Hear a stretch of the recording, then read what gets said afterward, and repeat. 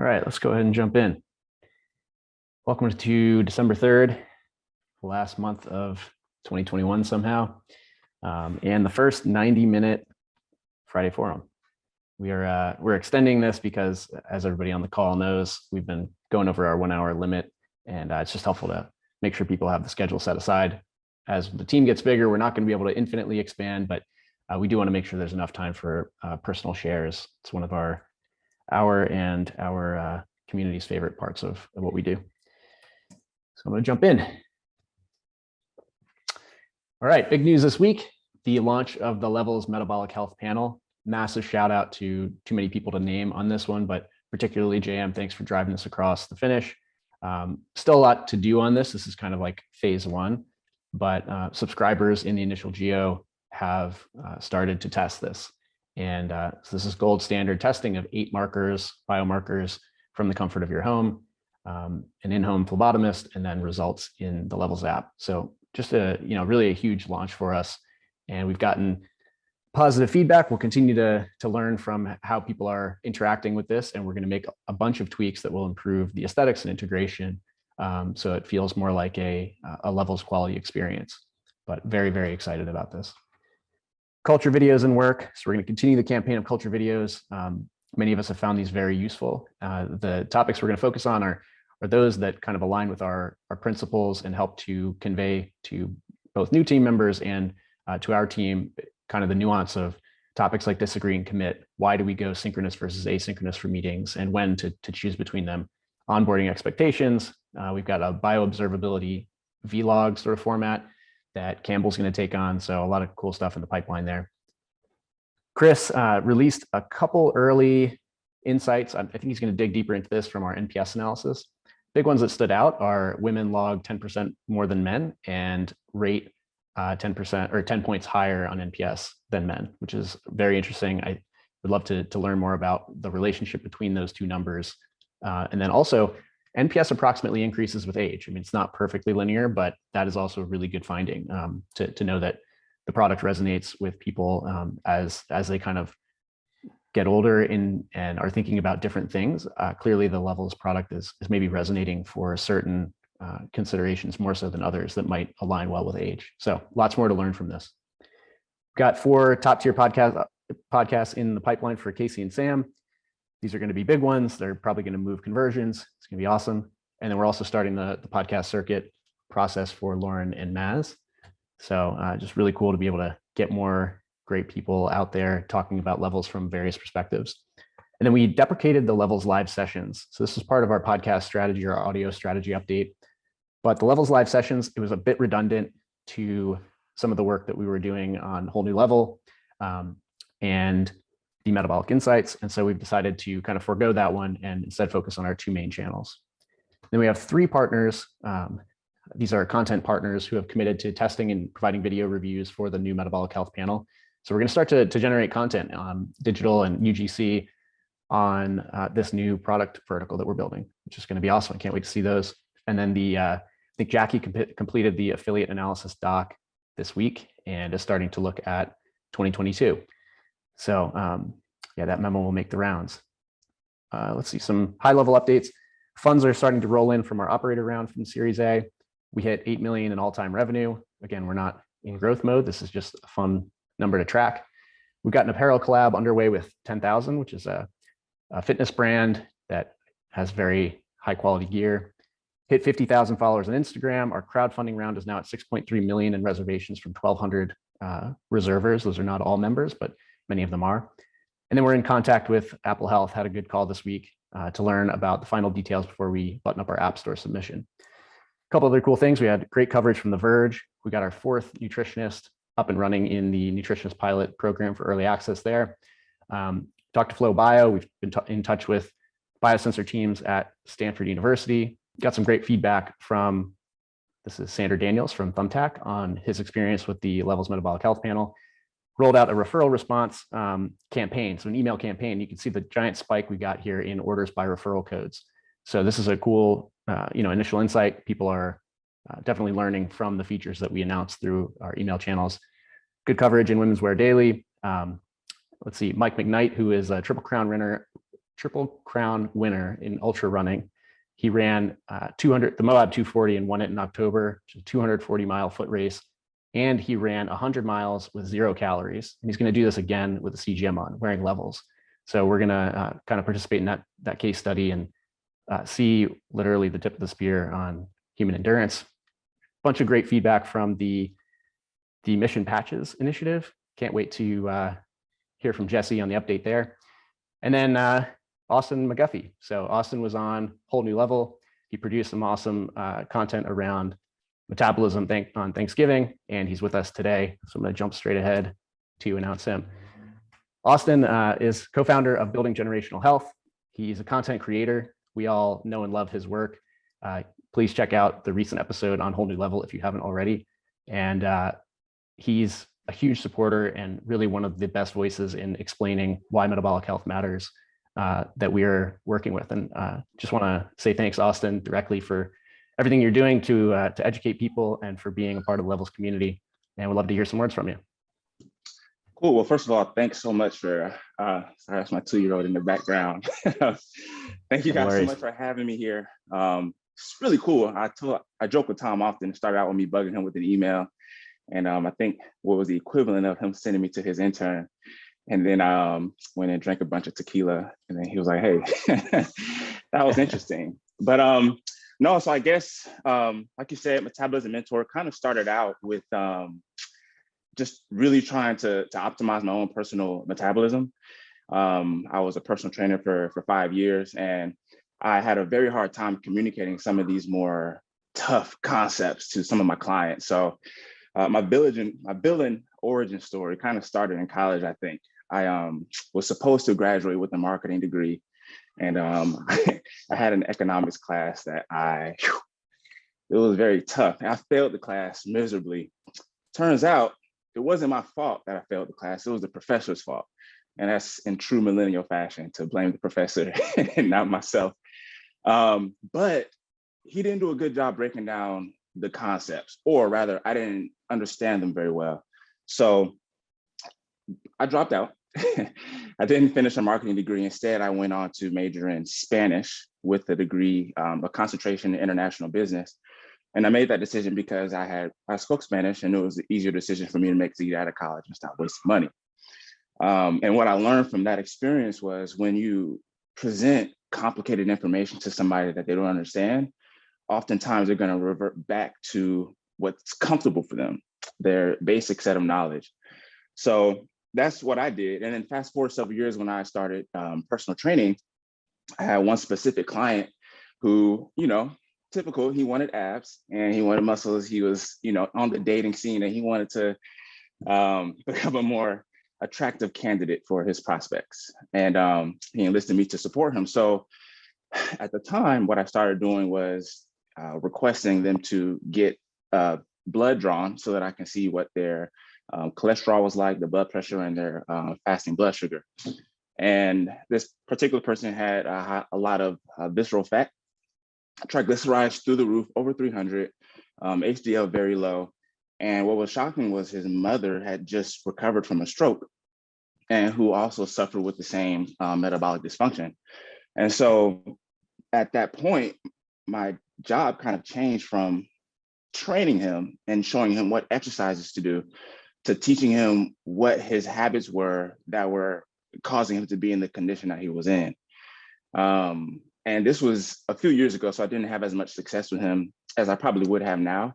But that's kind of like where I started to think like, well, maybe my effectiveness is not in the amount of knowledge that I have, but more so in my ability to communicate this in a way where people can easily understand it. And so that kind of put me on a deep rabbit hole of listening to several hour-long lectures on YouTube. Dr. Bickman's book, Why We Get Sick, was the first one that really helped me to understand. And then I kind of started working my way up from there. And now the reason why I kind of try my best to break down this content in a way that's easily digestible is because I'm afraid that the more complicated topics are just not reaching people. And that's why we're seeing that 88% of our population is metabolically unhealthy. So even for myself, I'm not a guru or an expert by any means. And that is easily, I knew that easily. I was reading Metabolical. Dr. Lustig, I see, is on the call. And I got to chapter 8. And fair credit to Dr. Lustig, he warned at the beginning of the chapter, hey, listen, this is very scientific. Feel free to skip this chapter. I didn't do that. And my eyes started getting glossy. I'm missing words. And I'm like, okay, I just got to go binge Netflix or something to get my mind back to ease. But I'm afraid that's what the average everyday person goes through when we start to throw out words like metabolic dysfunction and high glycemic index foods. And the same way that chapter 8 had my eyes glossed over, I see how people, when I'm communicating these complicated subjects to them, where their eyes start to droop, they lose interest in what I'm saying. And I have family members, like an aunt of mine who I love dearly, who has type 2 diabetes and who really needs to understand this information. And when we first had this conversation, I was like, hey, listen, this is what metabolic syndrome is. This is what's going on with your blood sugar levels. And I started throwing out the more complicated stuff like, hey, insulin resistance, your blood cells aren't accepting insulin, so we got to do all this stuff. And it wasn't too long before she was like, okay, yeah, I'm going to go have a shot because I know what you just said. And so from that conversation, it inspired me to approach this with a more relatable, like not dumbed down, but just a more approachable way for people to understand this information. I think a really good example of that is you guys did your own experiment and you guys learned that 30 minutes of walk after 30 seconds of exercise, or 30 minutes, within 30 minutes of finishing your meal, does wonders for keeping blood glucose level stable. And so when you take that information and you break it down, it's not necessarily the walking that helps to keep blood sugar levels stable. It's the use of muscles. And so when you approach people with this knowledge, and if walking isn't their thing, then for me to tell them to go for a walk after their meal is bad advice because their likelihood to implement it is low. So you take that same set of knowledge and you say, okay, well, instead of walking after you eat, why don't you stand up in the kitchen, turn on your favorite song, and I dare you to not dance while you're eating your food. And we've all danced to our favorite song while we're eating our meal, but that's it's a lot easier and a much more approachable way to using our muscles while we're eating foods, hopefully that aren't spiking our blood sugar. But if they are spiking the blood sugar, at least you're doing something to combat that. So that's the mindset that I have when approaching each piece of content that I can create. And instead of diving really deep into the knowledge and the subcellular pathways and, into the deepness of it, it's like, well, how can I take this and go broad and deliver this in a way where most people can understand? So that's kind of the brain behind all the content that you see. Just try to make it fun. I have fun with it. I don't take anything in life seriously, and I think it's finally starting to pay off. So yeah, that's it. Amazing. Awesome. That was awesome. I absolutely love hearing the explanation of the platform, and it makes a ton of sense given the quality and the relatability of the work that you do. I think it balances perfectly exactly what you were describing, which is taking these complex concepts that everyone has to understand. If we're going to achieve the mission, we need to get this across to people, but you got to start where people are. I mean, you can't expect them to jump to your level. So, yeah, it's very difficult for people to execute on knowledge that they don't understand. That's right. Awesome. Well, thank you so much for sharing and for joining us today on your Friday. Definitely hope to have you join us for the rest of the call. But if you have to drop off, thanks again. Team really appreciates this. Thanks. I'm just gonna mute myself so you don't hear my 2-year-old. Oh, no worries. Thanks, guys. All right, jumping ahead. Welcome, Maz. Maz has been up and running with us for about a week now, but this is his first Friday Forum Live. And I just want to intro a person who is going to be deeply involved in the Levels business as we grow from where we are today, who's already been super valuable to us as we start to think through a whole broad spectrum of problems that we're facing, from getting the App Store to considering future products. So Maz, I'm gonna let you take it from here, say a couple words. Feel free to add to the slide you've got here. Thank you. Thanks, Josh. No, I'm really excited to be here. I'm energized, and I've met a lot of the folks, and really, really impressed with the quality and caliber of people here. I've been following Levels for over a year now. I got introduced to Sam about a year ago, and the fantastic progress that you guys have made in this really important space is really amazing.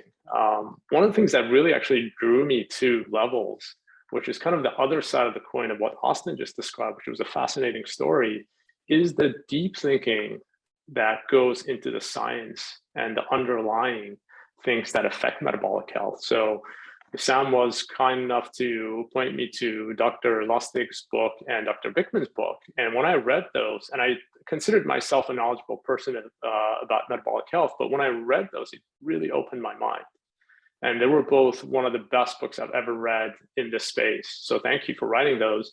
But it really made me think that what Levels is onto is not just another consumer play. It's really, really focused and deeply committed in solving this metabolic problem, which, as the numbers say, it's pretty bad. But when you really look at it in the communities, it's really hits you. So just being here, being able to work on that with a fantastic group of people, I'm just really happy to be here. And the work that obviously Ben, Mike Haney has done, Casey, to get this content out there and making it easy for people to understand, it's just been phenomenal. I've never seen anything like it. A company that's been around for 2 years has accomplished so much, and it's just really amazing. And I think what Austin said is really resonates with me too, which is how do we make it, if we're really going to go tackle the billion people or 88% of the population, how do we make it accessible? How do you go from what's traditionally a very clinical problem to a consumer problem and really solve it from that perspective? And I'd say I've looked at many, many companies, whether in my investment days or at Apple, which I think what you guys have built here is just exceptional. And tackling it from the consumer perspective is just special, especially in a clinical and important area like metabolic health. So anyways, with that, I'm just really happy to be here and turn it back to you, Josh. Stoked to have you. Yeah, everyone, please make yourselves available, set up some time to meet Maz as he's getting onboarded and ramped up. And yeah, I'm sure you'll have great conversations. We did a cafe with him a couple days ago, and it was great. So please continue to have one-on-ones, get to know each other, and stoked for the future. On that note of meeting each other, quick culture aside, we had a couple IRL in real life meetups this week, or maybe over the past 2 weeks. Scott and Tom were able to get together in the Pacific Northwest, Jeremy, Gabriel, and Steph in Chicago and Windy City. And then in the hometown of Bogota, we had John and Zach get together for some Tejo. Tejo, I believe is the name. There's actually gunpowder involved in this game, as far as I know. And I can't wait to play it someday. So this is really awesome to see. I don't know who won, but I imagine it was John. All right. Yeah. Looking forward to more photos of IRL meetups. This is it's always fun. Ooh, I missed the prayer. Levels helps you see how your food affects your health. That has to be said verbally. All right. Second culture and kudos slide. So this week we, or actually I think just yesterday, Ms. put out the employee engagement survey results. Highly recommend everyone go and review this. We had really good adherence. I think we had like 30 of 33 people were able to fill this out. It's really, really helpful. It's a great insight into how everyone inside the team is thinking about a whole host of considerations around how the team is growing and where our problems lie. So thanks for participating in this. It's going to be really helpful. We're going to do this on an ongoing basis. Ms. provides a good write-up of specifically how we're taking action on some of the themes that arose. But some of this is adding a formal feedback process, which we've accelerated after recognizing this is a main consideration on the team. Fireside discussions. Sam produced a couple videos to address direct questions. If you have any questions or concerns on this survey or the process that we're putting in place, just add them in that Notion doc. And again, really appreciate everyone's participation in this. It's a meaningful, it's really a meaningful thing, especially as the team grows. Can you do refresh, Josh, please? Yeah. As is traditional. Awesome. So Scott is out with Alan as well this week. Well, they're here, but they're heads down in a couple think weeks. They're leading the charge on an updated product strategy and roadmap. And there's more to come on that, I believe, on December 17th at our assemblage. So you may see them popping in and out of threads, asking for advice on some surveys to get your input on the product strategy. please do prioritize that. It's a big effort for our company, and we want to make sure that we have the right direction going into 2022. So with that, you can go to the next slide. No major changes to our priorities looking into December. As Josh mentioned, had some big wins this week on launching the blood work pilot. Membership, as we'll get into, is hitting at the final approaches of the first phase with Apple.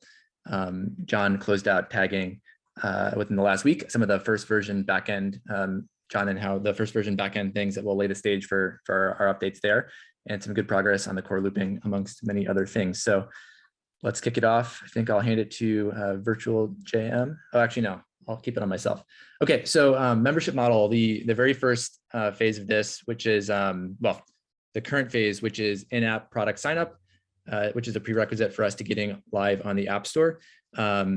Huge congrats to Jeremy, Gabriel, for really being heads down and getting us to the point where all that work was engineering complete by the end of November, which is really awesome to see. Big thanks also to Justin for diving in with really timely code reviews and debugging some stuff on our App Store launch. So really appreciate all the work, guys, on that. And then we got connected, as Josh mentioned, with an Apple developer relations contact via Maz. So really thankful for that introduction, Maz. And also from the A16Z team, Mike from that team facilitated an introduction, and all that was super useful. We're currently in conversation with Apple. The developer relation contact is trying out levels, and he's kind of just going over our positioning and making sure that we provide the right level of detail for the Apple reviewers to kind of get through the process in a smooth manner. And that sets us up for a good relationship with them going forward. So very excited about that. He should be getting back to us with some feedback, hopefully today, if not early next week. But I anticipate a full submission to Apple for our first major non-test flight version by mid next week. And with that, kick it off to virtual JM.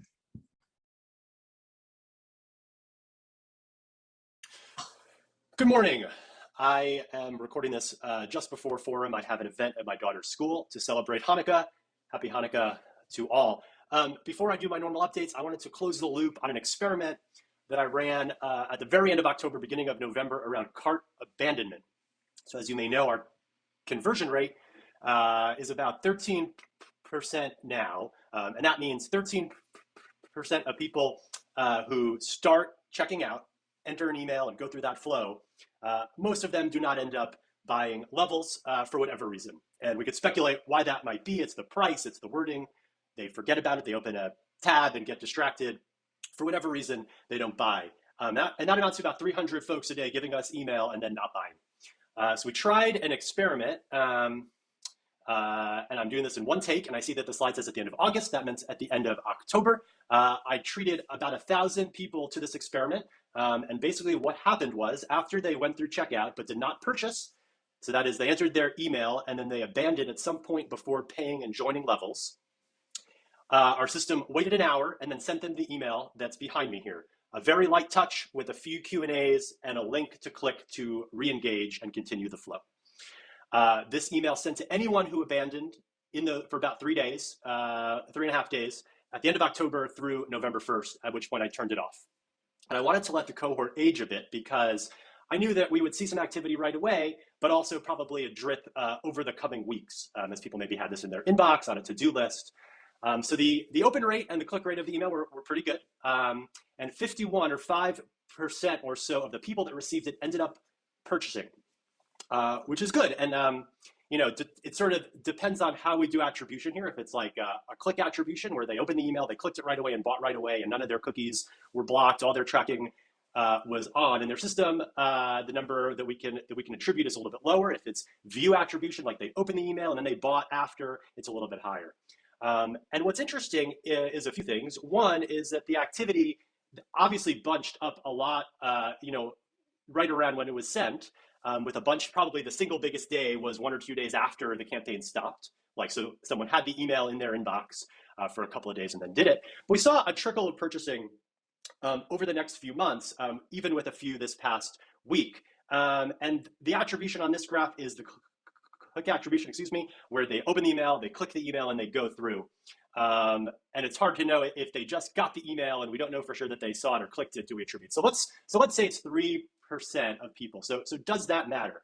We're going to send this email and only 3% of people do something. But actually, 3% is pretty amazing in a world where 13% convert every day. It's essentially 25% more people who go through the process eventually buying. On an annualized basis, it's about $1 million in incremental revenue on this very light touch thing.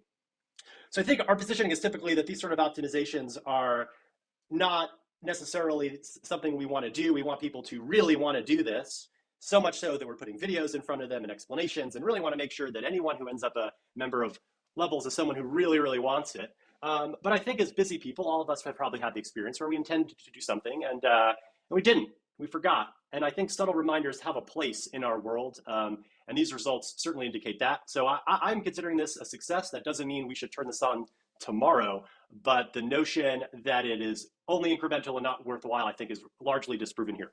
So thanks for letting me indulge in that experiment. And finally, touching on blood work, we have had one forum since this launch, but we didn't have it last week. The first results have come in. We've had about 74 people go through this. 31 have received the results in-app. So far, we have not, I have not gone out and collected feedback explicitly yet, though that is coming soon. Some of the sort of inbound feedback, though, has been positive. The next steps is some phase 2 engineering work to close the loop on results and make them integrate automatically.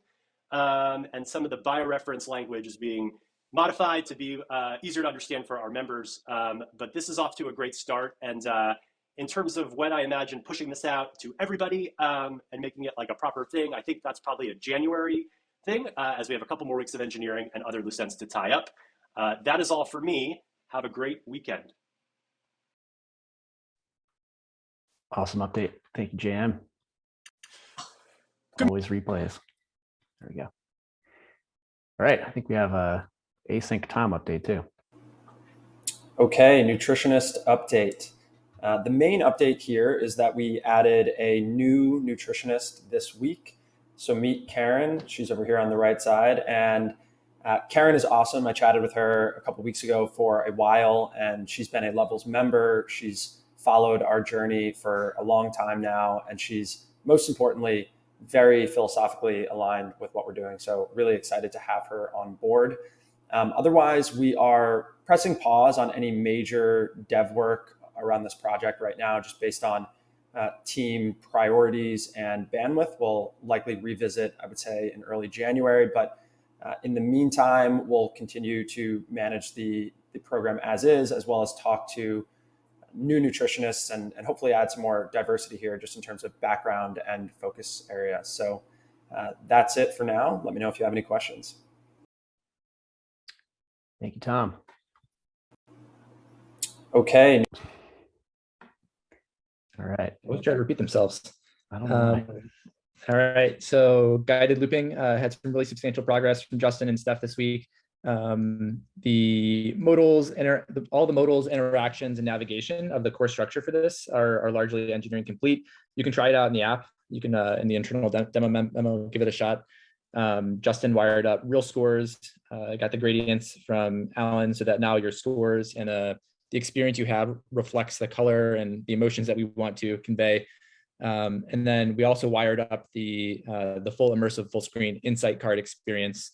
Justin has that live and you can test it out in at least a demo in the app right now. Steph's working on the triggering logic. So basically, who's eligible to receive this, what time of day does it happen, how much glucose you have to have yesterday.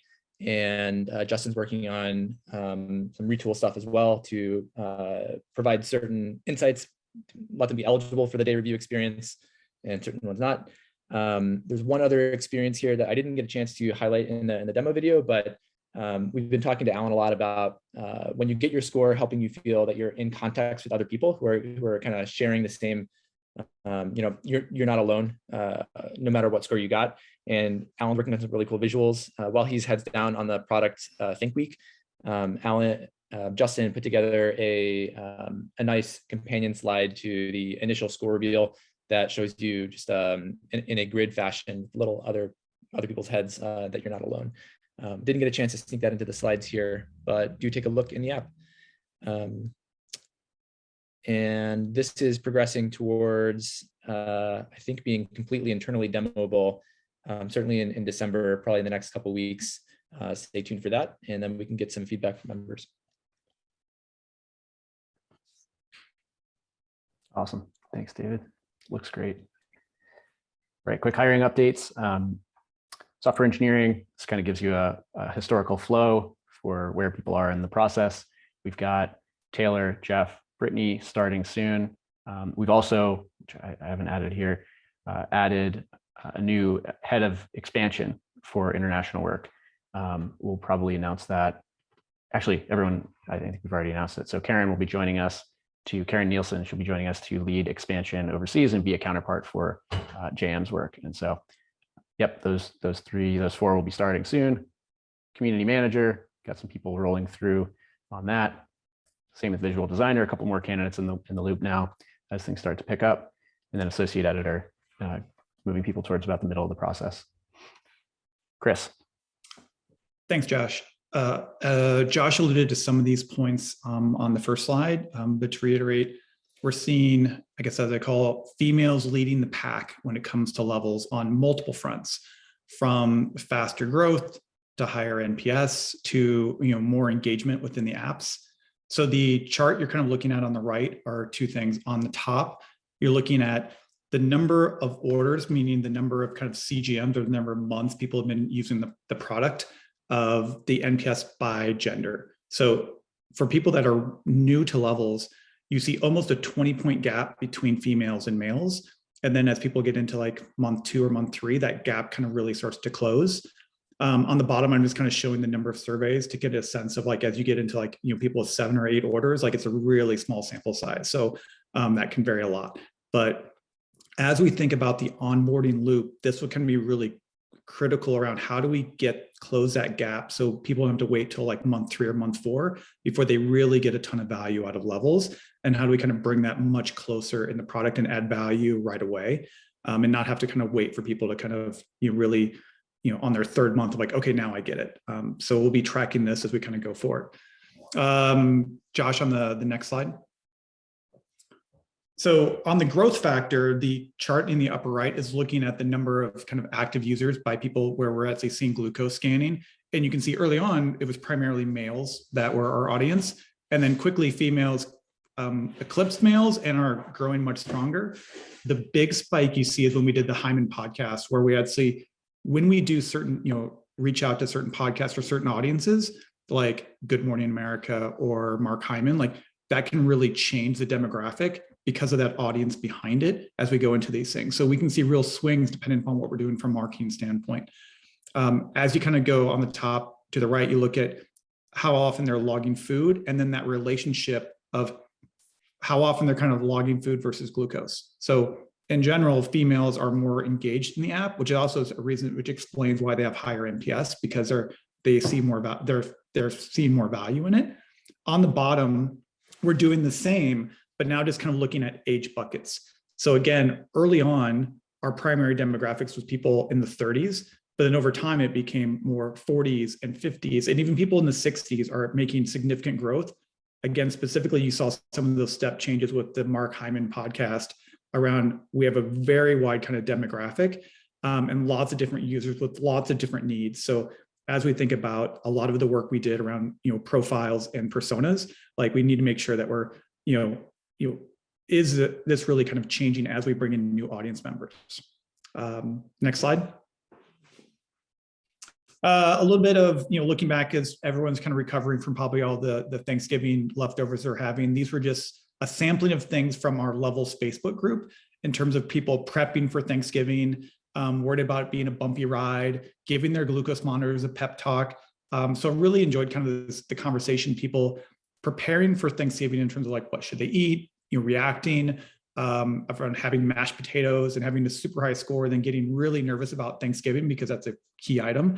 So it was just fun to kind of watch the community share. Next slide.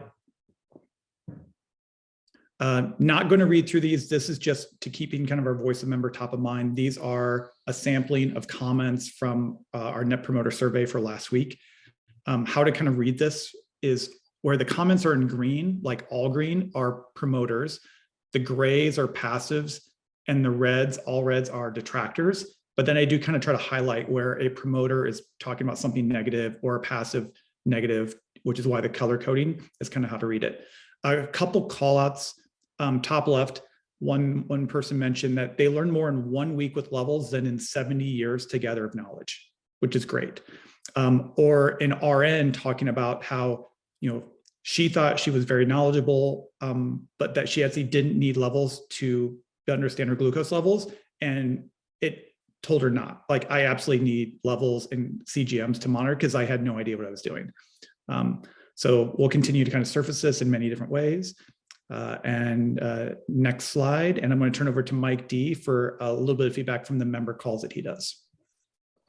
Thanks, Chris. So really just want to focus on one thing primarily. So a few weeks ago, we had our internal book club, and it was for the membership economy. And one of the main takeaways there was the need to continue to focus on onboarding and improving it. So we've been trying to gather some more feedback and insights from our members for the team.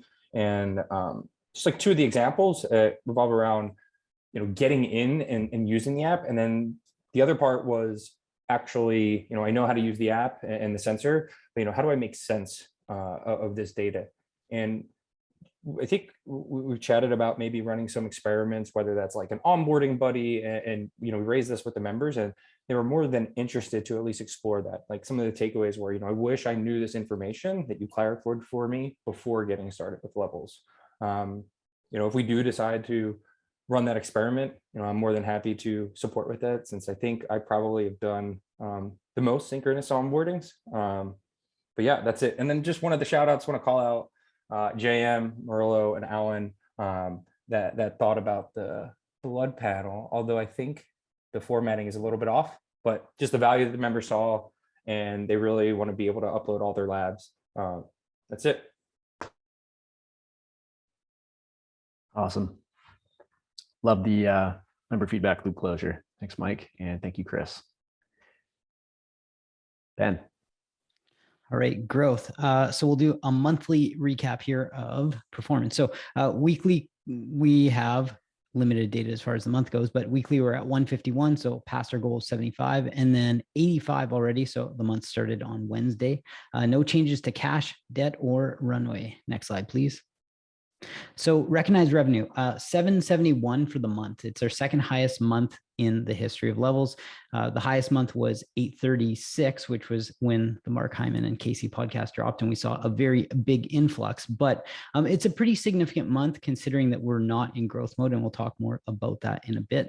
770 of cash generated, and those numbers are pretty close as far as recognized revenue and cash because of the way that we realize those numbers. Next slide, please. We're going to start breaking down. So on a monthly basis, we'll start breaking down our revenue and the contribution to it. We're seeing more ancillary revenue streams, that being nutritionist, that being blood work, that being memberships, that being CGM. And so it's important to see where the breakdown is and what our focus is moving forward, that being membership. So CGM sales, 550 of the 771. Memberships, we had 1277, so $254,000 of revenue driven from those new memberships, and that's the annual membership, to reiterate that that's our model now. And then blood work, it hasn't, as JM mentioned, it hasn't been pushed out as far as awareness goes. It's still very much in its infancy, and so we'll start to see that number grow as more people become aware of what is the metabolic health panel, why is it valuable, and we'll continue to educate people about that. Next slide, please. So year over year growth, we'll look at, and we'll get into membership in a sec, but recognized revenue, we're at 155% year over year growth from last November was when the seed round dropped the announcement about it. And there was a big surge in revenue, but there's still a pretty significant difference year over year. Membership. So we used to report subscription revenue, and we'll no longer report that moving forward. We'll start reporting only membership. So we're using last year's subscription revenue for CGMs as a benchmark for this year's difference, but that's 322% year over year growth in that respect. Next slide, please. So we're not in growth mode. This is something that we reiterate. And I think it's important that we not only state that we're not in growth mode, but understand like what is growth mode and what is not growth mode, and why do we want to have this outlook. So not being in growth mode means that we can run lots of experiments. There's a ton of wiggle room for us to test, learn, test, learn, test, learn. When in growth mode, and actually, sorry, these experiments are things like community challenges. They're things like doing mission patches. They're focused on owned media, which creates earned media, and staying away from things like performance marketing. Not that we can't run experiments with that, we're just not focused on that right now. So what is growth mode? Well, that is once we launch, we start committing to growth rates. So month over month growth rates, and these become targets. And we have these targets internally, not just for our team, but we commit to them for our cap table. And we say, we are aiming here, and here is how we're going to get to that point. Once we've made that commitment, it's hard to get off the track of meeting those commitments, and you spend less time experimenting. So we're at a very interesting point, and we are afforded the opportunity to still see growth, right? So 771 recognized revenue is significant over last month, but that's not the goal right now. The goal is experimentation. So if anyone ever has questions around what is growth and how do we pursue it right now, given that we're in beta, happy to chat about it further. And on to Tony with a recap of the podcast. Thanks, man. So this is a quick recap for November. We released 12 episodes and we recorded 10 episodes. And then we also have 9 scheduled for December. You could see all the episodes we released in November on the top right there. On the bottom left, you'll see our all-time top 10 episodes, and 3 of which were from November, so including the Philip Ovadia episode, Ben Bickman, and the Betsy McLaughlin episode. So those 3 performed really well, and we're definitely, based on a lot of the qualitative feedback we received last month from the survey, we're definitely going to create more member story episodes, especially obviously episodes about members on our team, especially as well. On the bottom right, you'll see our all-time weekly plays. And you'll notice from October to November, we increased in 100% in weekly plays from, I believe it was 2,400 to 4,800 weekly plays now in November. So in a month, 100% increase. Yeah, really happy about that. And that's it for the recap. Awesome. Thanks, Tony and Ben. Right, Jesse. I recorded a loom. Oh, there it is. All right, Nice. Update on Mission Patches 2.0. So on November 16th, we sent out 128 seed investor patches. Lori sent these all out single-handedly from her distribution center in Southern California, which you can see here pictured on the left. We've gotten some pretty cool feedback from some investors. This was just the first wave, so we're collecting some additional addresses with another email campaign this week and next week, and then next week as well. All the supplies for the 2019 and 2020 patches are at Lori's house, so she'll get back from vacation this week or Monday, and then we will get rocking and rolling on additional distribution for these. So if you haven't gotten yours yet, don't fret, it's on the way, and this project will reach completion around mid-December. So yeah, thanks. Love it. Thank you, Jesse. Okay, Tom. Hey team, going to run through a few partnership slides. So starting with November promo code performance. So as a reminder, these codes here that you'll see on the right are both internal codes as well as external partner codes. So for example, what I mean by internal double opt here, which is in the lead for the month of November, is the access link that waitlist signups get after they sign up. They'll get an email. If they click through and read it really carefully, they can sign up for the beta program. Newsletter here is the link that goes out in the newsletter from Mike Haney. Just a couple things to call out. So double opt was at an all-time high this month, which is great to see. New codes here are in red. So these are new partners or new promotions. Specifically going to call out The Verge, which I think is nearing in on about 100 conversions in the last few days, which is really cool to see. And I would say we haven't seen anything like it before in terms of a conversion event based on some editorial piece like a tech review. And then Dave Asprey up here at 123, which is very significant for him. And that's because of the podcast drop with Casey a few weeks ago, noting that the conversions we're seeing are about 50% roughly of what we saw when Josh was on the podcast many, many months ago. That was one of the first promotions that we did with Dave and his audience. So totally expected that we see a drop off. We've been consistently hitting his audience on a monthly, if not weekly basis. And then lastly, just shout out to Kevin Rose, who somehow is still generating 10 to 15 conversions a month, which is pretty incredible because that podcast aired over a year ago and we haven't really recirculated it too much. Okay, quick podcast tour update. So just shining a light on the fact that we've got a number of awesome recordings upcoming. Casey's going to LA the first week of January to record with Drew again, Mark Hyman, and a new one here, Sean Stevenson, which is another, I think, top 10 health show. So a huge get. Came inbound and really wanted to interview Casey. So super exciting. And then lastly, Sam is interviewing with early 2000s Silicon Valley legend Noah Kagan. So we're excited about that one as well. And then lastly, just high level, a few focus areas right now for partnerships that Jackie's adding a lot of horsepower to, which is awesome. So creator outreach over the next few weeks. This is kind of between now and end of year with a focus on YouTube, continuing to secure and plan for 2022 paid placements. So the best example of this would be podcast advertising. And then lastly, just doing a look back on the current affiliate program, as well as figuring out how to level it up in 2022. And then on that note, I will pass it to Jackie, who's going to talk more about the affiliate program. Happy Friday and have a great weekend, everyone. Thanks, Tom. Let me try and not replay that. There we go. Jackie. Hey, I'm going to share a quick overview of an analysis that I shared earlier this week in Threads of our affiliate program to date. The screenshot of the Notion doc is there on the left. We wanted to see what was working, what wasn't, and identify potential builds to our affiliate program for 2022.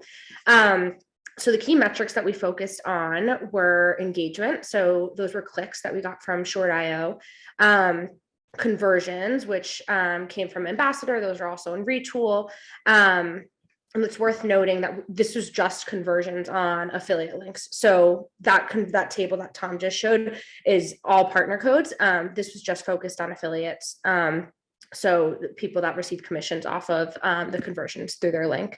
And then looked at conversion rates, what they looked like across each of our affiliate links.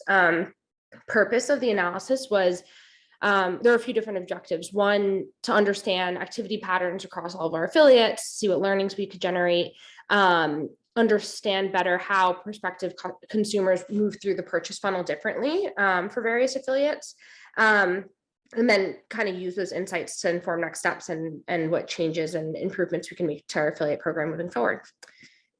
Next slide. Awesome. So this is what we found, just a quick snapshot. So each of our affiliates fell into one of four buckets based on how their engagements, their clicks and conversion rates compared to the averages. So on the left, you can kind of see like what those four buckets looked like. So and we'll use this data and to inform how we engage these affiliates moving forward. And there's more to come with that in the strategy doc that's to come. But just to quickly go through each bucket. So like that green section, high engagement, high conversion rate. These are our most valuable affiliates. So like Kelly LeBeck and Ben Greenfield fall here. We want to make sure we keep engaging them regularly. Purple represents low engagement, high conversion rate. So these folks are really influential among their audiences. We want to make sure that we engage them to post more. And then yellow is high engagement. So lots of clicks, lower conversion rate. This might be due to a number of different reasons. Maybe audience profile is playing into this, or the way the affiliate's posting their link. So we'll work with these folks moving forward on different content approaches, or maybe dig deeper into their audience demos. And then pink, low engagement, low conversion rate. We're looking into these on a case-by-case basis further. But some of these folks are totally inactive. Some of them we can engage more. And then high level takeaways on the right there. These will feed into that affiliate strategy 2.0 doc that we're working on now. But first one there, we saw some of our affiliates have not been as active or have dropped off. Most of these fall into that bottom left corner quadrant, the pink quadrant there. So we'll make sure that we, one, continue to set a high bar for letting people into the affiliate program, and then two, maybe manage affiliates more closely in the beginning, more specific tactics to come there, just to make sure that we're supporting them in any way we can. The second thing there, doubling down on high converting affiliates. These are really, really valuable and influential folks in our network. So want to make sure we increase and standardize engagement with them. So more details on how we'll take action against all these takeaways. And that's it. Thank you, Jackie. I love seeing these breakdowns come to light. All right, social update. Stacy? Yep. This Mercy usually provides our social update on analytics and metrics, but I figured I'd take over this week to help you understand a little bit of the strategy that goes on behind the scenes, and to celebrate hitting a major milestone, having 50,000 followers on Instagram. So just a look back at the past year, our Instagram actually started in December of 2019. David actually started it, David Flinner. And so it has been live for 2 years, and it took 1 year to gain our first 10,000 followers. Most of that growth was actually a product of the amazing podcast tour that Tom organized for Josh and Casey, as these large podcast accounts would talk about us. But that's really what lifted us to our first 10,000 by the end of the first year in December 2020. From the content side, we were largely using this as a teaser account to drive people to the blog. The blog was where we were putting our most effort, and so we wanted to make sure that we were getting as many eyes on it as possible. And so we had great growth, but we didn't have great engagement, and this befuddled me a little bit. We had low likes, low shares and saves, but people were actually going to the blog. So next slide. So it took a little figuring out as to how we could have engagement that reflected the audience size, and we think the audience enthusiasm. And so 2 things happened in 2021 that led us to actually generate our own growth out of the platform. As the podcast tour tapered down, we saw growth stalling, but about March of this year, I piloted just a very infographic-y style post called "What is Glucose?", which got great engagement and shares. And shortly after that, Mark Hyman had a call with our team, and he has incredible engagement on his account if you guys follow him, and he shared some of his secrets, and he really encouraged us to share all of the value that we had in the blog post on our Instagram post. So we weren't driving people to another platform and having people drop off, but we were providing a lot of value simply in bite-sized pieces in each Instagram post, and that honestly made things pop. We still get lots of new followers from the podcasts that we're on. We still get a lot of content from our affiliate partners, but you can actually see now that our normal quote unquote members are promoting us extensively because they're finding a lot of value in this content, and it's presented to them so they can absorb it quickly and then share it to their own accounts. So it's really evidence of the value that this extensive research that goes into each blog post has, but then meeting people where they're at. So just a quick look at some of, next slide, at some of the top posts from 2021. They're all very simple and very actionable. And I don't know if you can see the post insights at the bottom because the font is kind of small, but we have posts with extraordinary numbers of saves and shares. Almost as many saves as likes, which saves and shares are more valuable metrics really on the impact of the post, because a like can be very passive, but if someone's saving and someone's sharing, that means that they either want to reference this later or they want others to know about it because they're finding it so beneficial. So really incredible, a lot of interest whenever we post about sugar. I think people appreciate the data on how damaging sugar can be, and then also practical how-to guides, like understanding your metabolic blood test results. We had a lot of messages where people were like, this came out at just the right moment because I had just got my blood work back and was kind of mucking around in the data and not sure how to analyze it. So these are very tactical and simple and actionable. Last one, how to take a walk for more stable blood sugar. Making it easy and straightforward, and seems like people love it. So that's been an important transition from teasing our blog posts and saying, okay, well, you know, here's a sneak peek of what we're writing about on the blog, but you really need to go to the blog to get all of the information, to transitioning where we're providing people with those resources in a really digestible way. Yeah, so that's enabled us to, in our first year, we grew 10,000 followers on Instagram. And then in our second year, we grew 40,000 followers on Instagram, which was a 350% increase year over year, which is really incredible. Next slide, please. All right, so this is just a quick what's happened in the last month. We exceeded 50,000 followers on Instagram. Our top post was again about sugar, why we crave it and how we can stop those cravings.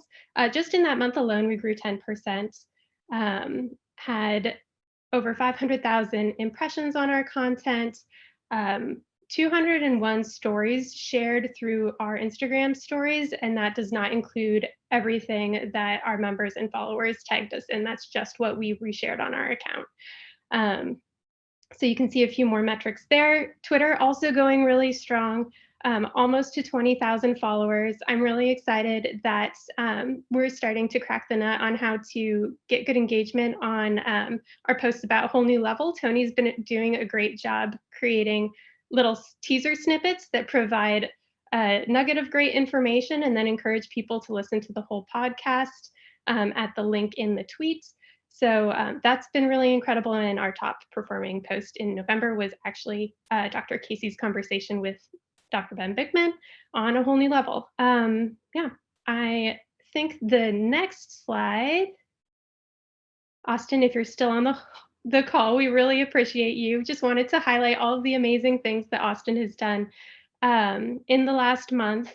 And to start, he debuted this concept of a day in the life takeover, where we ask a Levels member to give us an insider peek at how they use their CGM and how they think about metabolic health throughout the day. It was really incredible to both see the amazing content that Austin put together. We know he's always so winsome and makes it fun and easy to learn about this.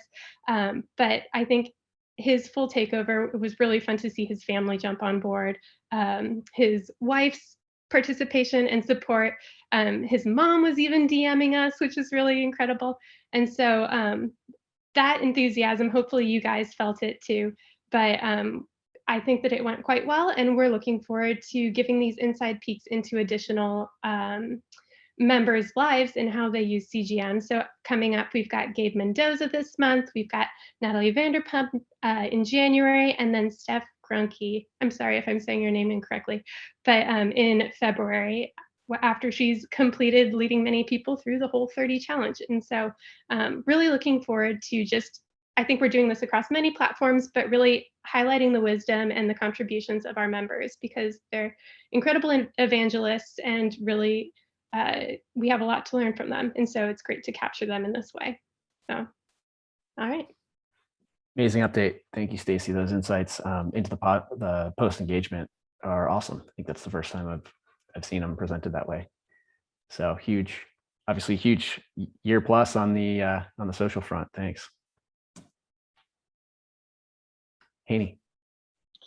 Yes, on content, I'll just go through a handful of posts that have gone up since last we spoke and how it kind of relates to the broader strategy. So last time we talked, we had a piece up that was colloquially called Why Glucose Doesn't Matter. And this, I guess it was last week, we released this sort of companion piece to that, which was 8 reasons we still think you should measure it. And again, this falls into that metabolic basics category that we're trying to fill out. You know, we've come to the realization over the past couple of months that there's an awful lot of concepts that we're super familiar with that are captured in little tiny pieces in other posts. You know, there'll be a great thing in the reverse diabetes post or in the fiber post about, you know, glycemic variability, but we don't have a lot of these things as direct, immediate available articles for people to just kind of start this on our theme of education today, to sort of start their journey down into learning about this. So I think this piece really is an accessible, yeah, here's why we talk about glucose so much. And here's why we think it's worth measuring even for people who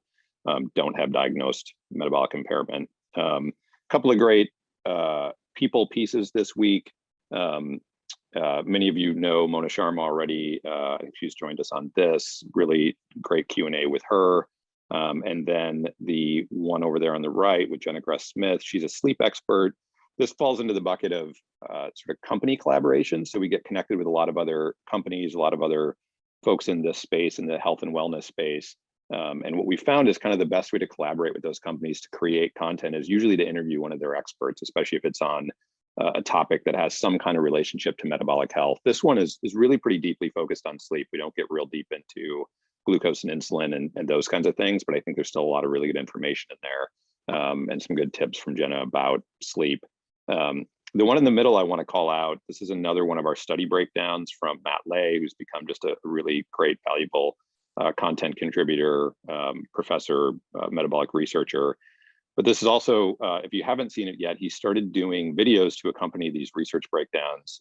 He calls 5 minutes, 5 slides, 5 questions. And he really worked hard and I think has done a good job at distilling these study breakdowns into these 5-minute videos. So I think we've got 3 of them up now and we're going to keep producing these regularly. We've a great designer named Jeff is kind of helping us make some nice looking slides for him. So excited to build more. This is a first toe into more video content on the blog and more using that as a format to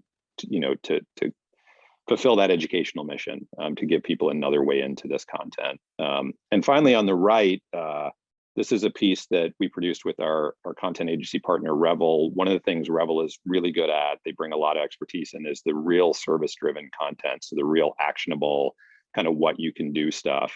We've got a lot of other great contributors who are really good at our science deep dives.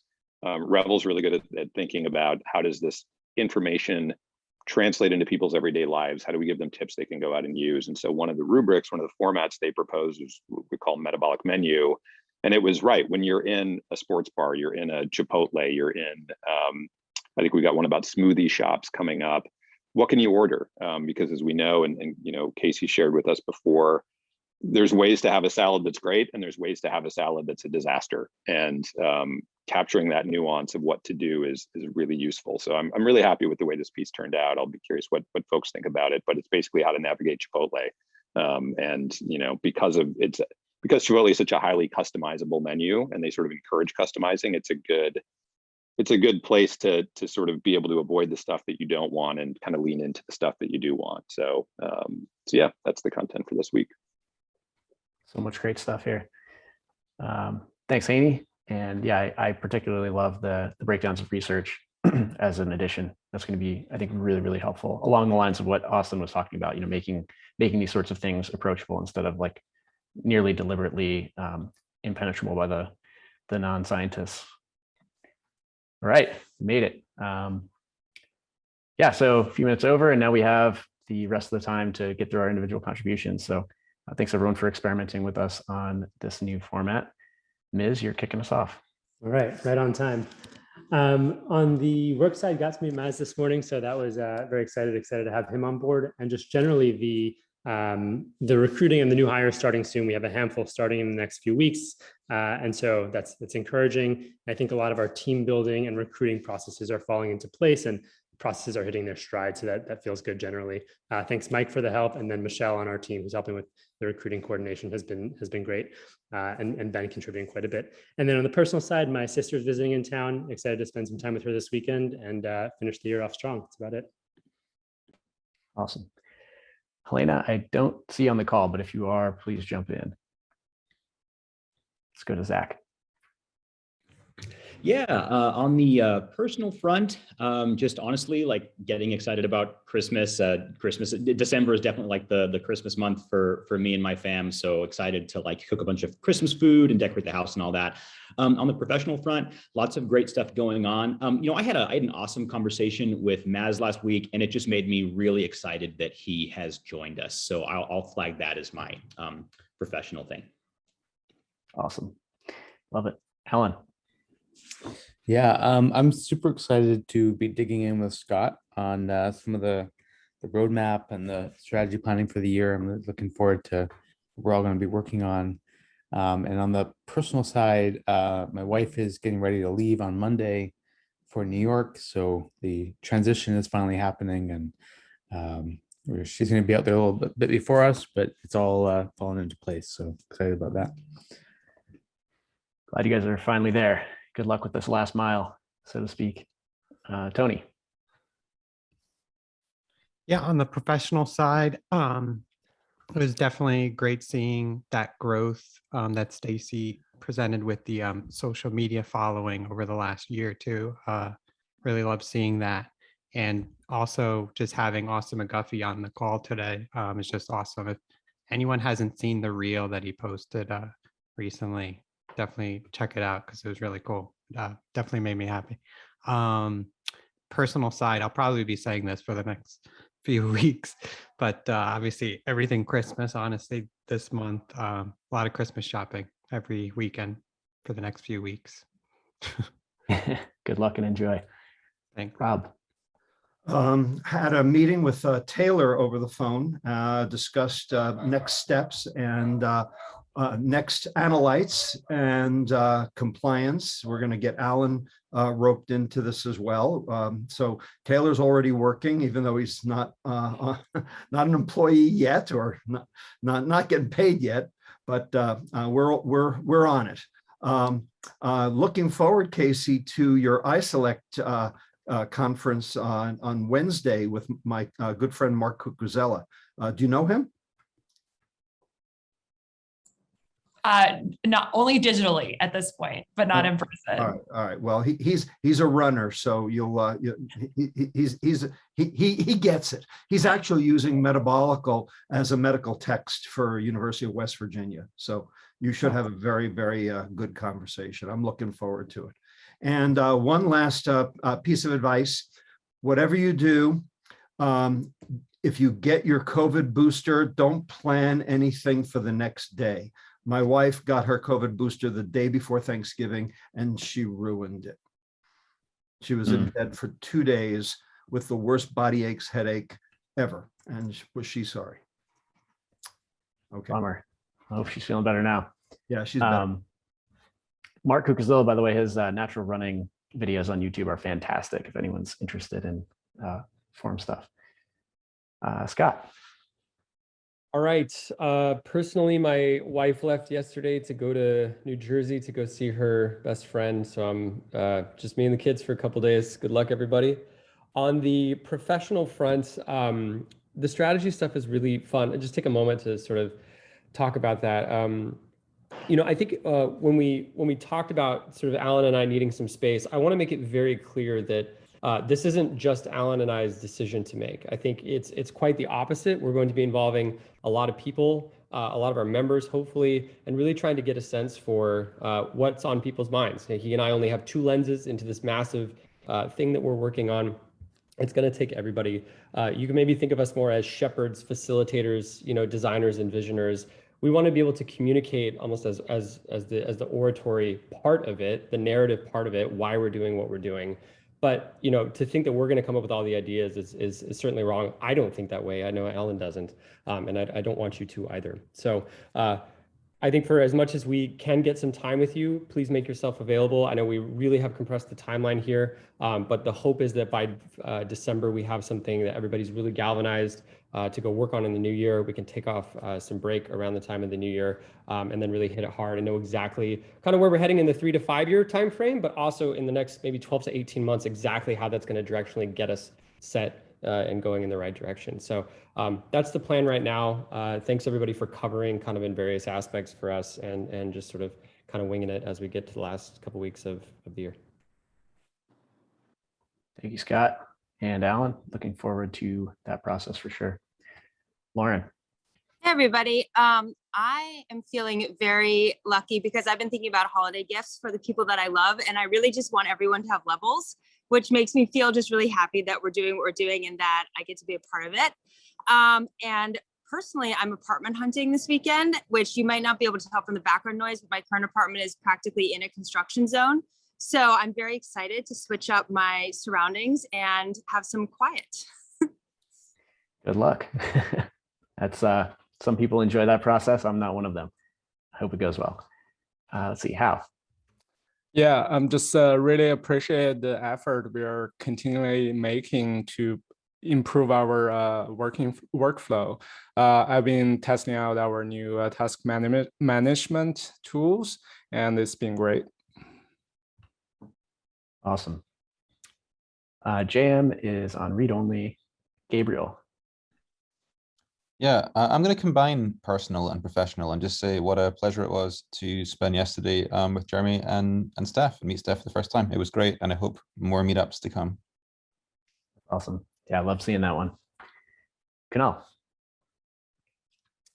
Yeah, professionally, I just want to give a shout out to the engineering team. It's just such a pleasure working with everyone on the team. There are just like so many constructive, thoughtful people that like it makes like getting to work each day just like so much fun. And I really look forward to working with you all every day. So I just want to say that. And then on the personal front, I just got my motorcycle permit. So we'll see now where that takes me. That's all. We'll have to talk. I've got two sitting in my parents' basement. I haven't ridden in a while, but be curious what you're going to look for. Oh boy. Austin, if you're open to it, go ahead and jump in. No pressure. There we go. Yeah, I wasn't expecting to do that, but cool. So a personal win, I guess, is I don't know, shoot, being happily married after being pretty much stuck in the house with my kids for 2 years. That's a pretty big deal. And professionally, I've just the past couple of months is when I really started digging deep into creating more content around metabolism, and it's going great. So yeah, looking forward to continue collabing with you guys and making some really dope content. Love it. Thanks for jumping in on this last part here. Absolutely. We love these. Marilo. Yeah, something that jumped out at me this week was the results of the engagement survey. And it was really amazing just seeing how thoughtful everyone was about levels and what we're building here. So yeah, that was really encouraging for sure. Yeah, agreed. Tom is out. Jesse. Personally, I have finals to study for this weekend, so I'm looking forward to that. Good luck. I'm sure you'll crush them. Mercy. Professionally, yeah, it was super cool. Stacy, thank you for doing the recap for social. I mean, I knew we had a lot of growth, but seeing it laid out like that it's really crazy. And then personally, yeah, I'm gonna decorate for Christmas this weekend. So excited for that. Enjoy. I think Andrew had to jump. Ben. Levels wise, stoked to have Austin here and stoked to have Maz officially join the first forum. So very cool. On the personal front, we're having family photos taken today, which is going to be interesting. So right after forum. Nice. Family photos, always fun. Maz, kick off column number 2, neck and neck with Ms. Accidental Ms. and Maz. On the work front, it's just been really kind of fantastic getting ramped up, and big kudos to Ms. and Sam. I've been using Max for many years now, and I learned a lot just watching some of those videos. It's just almost like magic how they navigate the different systems and different apps. So thank you for that. On the personal front, my brother was traveling and he's back, so we're going to have a post-Thanksgiving dinner on Sunday. My parents are visiting too, so it'll be great. And There's something called a kimchi gratin on the menu, which I'm super excited. It's basically has no carbs in it. And so I'll let you guys know how that goes with the CGM. Please do. We need a recipes channel, I'm realizing. Matt. Yeah, +1 to all the Christmas. Good holiday cheer here. Professionally, I got 1 month in here at Levels, so appreciate everybody helping me get up to speed here and finally feeling like my feet are getting underneath me. So excited for the next couple months to come. And personally, we have the apartments ready and the moves lined up for next week. So just trying to get all those things in line. Always fun to get that over with. Good luck. Jackie. Yeah, professionally, I was checking the conversions on just conversions in Retool last night and seeing like, I think it was 88 as of last night on the Verge article. So that was really cool to see. I know Tom highlighted that too, but congrats Haney and Casey on that. Personally, big game for Michigan tomorrow. So I'm excited for that. Chris Jones, we'll talk on Sunday. Chris. On the level side, definitely a big +1 to Maz joining the team. Super excited about the team growing, the variety of talent and backgrounds. So really looking forward to his value there. Also, I had a lot of fun playing around with Snowflake and beating it up left and right. It's a lot of fun. As you probably all saw, I was just spinning off dashboards left and right, on a whim. So I had a lot of fun on that. So thanks, Jinlu, for building that platform out. On the personal side, next week, I'm doing a dry run of Farm Assemblage 2022 by having 7 of my closest friends visit the ranch to really test out, how many people we can hold, activities. So it's a long weekend of axe throwing, machine gun shooting, and tractor pulling. But one guy is a Michigan fan, and I told him if Michigan beats Iowa tomorrow, that he's not allowed to come. I think that's fair. I'll be there, I think Thursday at 7 p.m. So awesome. That sounds like blast. Enjoy. Justin. I was like super excited how well the meeting with Apple went about our app and how excited they are about Levels. So yeah, looking forward to that progressing really well. And also excited about the multi-day fast that some of us are going to do as a group next week. So starting that on Sunday after dinner, I guess, for myself. So excited. Awesome. Yeah, looking forward to that. Mike D. Yeah, +1 to all everything that everyone said. But 2 quick things on the level side. The podcast, it's just crazy. The amount of episodes and the content and just how well done it is. So big shout out to Ben and Tony and everyone else that's participated. It's super awesome. And then the other thing is, I think I said this before, is just like the company focus and attention to culture and like recognizing how important it is. I've been, as I'm sure some of us have been, a part of companies that either didn't really pay too much attention to culture or didn't really have the best culture. So just super cool, whether that's like, the employee engagement survey, conversations I've had with JM and Ms, and then obviously adding quality people like Maz and Lauren more recently. It's just super cool to see. Love that. Stacy. Professionally, David and I just realized that when we're in California for Christmas, we might be able to schedule our metabolic health panels. Those aren't available in New Hampshire, and I'd been feeling a little left out, so that's pretty exciting. And then, just love having Austin on. Welcome, Maz. Love seeing the amazing team growth week over week. And then on the personal front, I have to say, I'll send photos. It's been very impressive what David has been doing to do some like really intense building things, because literally no one will call us back. So yeah, we'll share photos. It's impressive. Please do. Looks like there's a storm going on behind you. I don't know if that's true or not. Looks pretty intense. Let's see. I'm going to focus on professional stuff this week. There's just been a bunch. The launch of the metabolic health panel, the deeper insights in areas of the business like affiliates and NPS, and just a lot of the intelligence that we're getting with the data warehouse. And then let's see, I think Lauren's clinical product strategy doc is just super awesome, and yeah, really points to just how many opportunities there are ahead, and does a great job of just laying out like what strategy is available to us in the future. And I'm super excited to use that going forward and see what we can build. So it's been a fun week. And then let's see, personally, jump back on the Peloton after running for a long time, and unfortunately those two skills don't correlate very well. My output is terrible, so nobody look at my Peloton scores until I get back in it. Haney.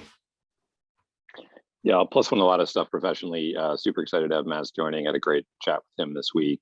Really happy the donut chats have been brought back. I had a great conversation with Chris yesterday. I got to ask him all kinds of questions about #farmlife that have been eating at me. So that's great. And just really excited to see the stuff that Stacy presented. This has been a ton of learning for me, and really grateful for just the great feedback and guidance from her and others on the team, and making that so successful, and really just helping expand the kind of education mission. So look forward to a lot more of that in 2021 or 2022. Love it. All right, Steph, close it out. Closing it out. Yeah, absolute highlight of this week was meeting Jeremy and Gabrielle. It was super fun. And in addition to that, from more of the technical side, I spent a lot of time this weekend last in unfamiliar territory with the back end and learning a lot of these trigger logic things. And just shout out to how helpful everyone has been. And plus one of what Kunal said of just working with such a encouraging and incredible engineering team. And personally, I am moving this weekend to Colorado. And so I'm super, super excited to get out of the Midwest and head back to the mountains, and excited for the fest next week too. That's awesome. Congrats on the move. And thank you, everybody. This was a jam-packed 85 minutes of the 90 that we set aside. So I know we did a little monthly review on this call, but just generally, thanks for all the hard work week after week, making months like this happen. And yeah, we're getting close to the end of the year here, so we'll have to do a year recap. I don't know how we're going to fit that in 90 minutes, but thank you all. Great week, great work. Have a great weekend, or jump over to the Breakout Cafe. And Austin, thank you for joining us. It was awesome having you.